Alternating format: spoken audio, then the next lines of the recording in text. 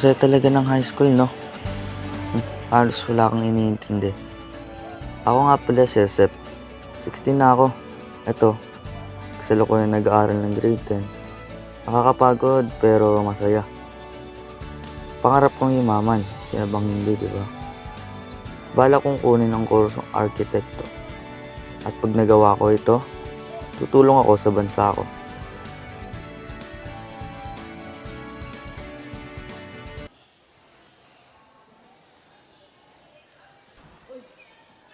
Uy, nakatulala ka na naman, oh. Ay, wala kang friend. Naisip ko lang yung future. Future ang putek.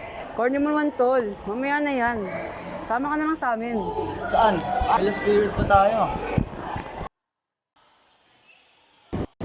Wala naman tayong gagawin. Lalo mo may tuturo yan si Ma'am Castro. Diba? Yun ba? Meron kasi kami project sa last period namin. Wala kami project sa grades ko eh. Pabadoy ka na ng pabadoy, tol eh. Malayo pa naman deadline yan eh. Diba, diba? Tsaka, may mga chicks, ha?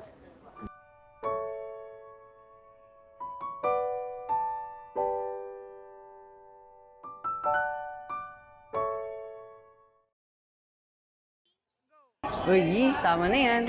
Sama ka na, pre. Tambay lang. Hindi naman yun lang eh. Titigin lang naman. Sama ba ako? Matagal pa naman pasahan eh.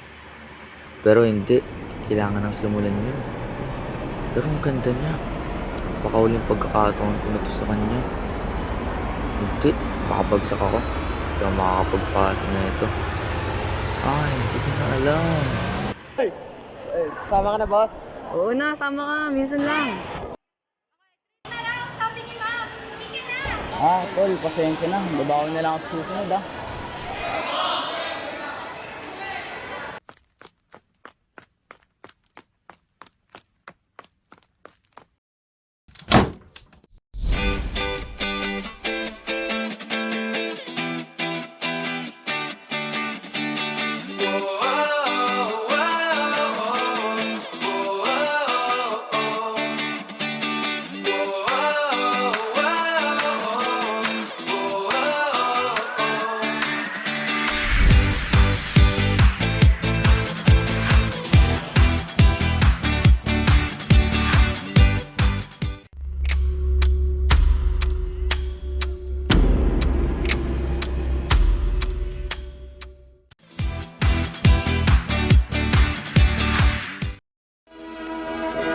May mataas na karangalan.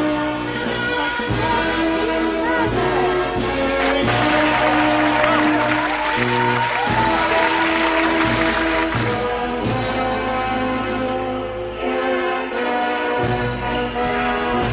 Josep! Josep! Josep! Josep! Josep, umiiyak na yung baby natin, oh. Asan na yung pambili ng gatas? Hindi ko pala nabot sa'yo, sorry. Yun lang kasi inabot ng kita ko eh.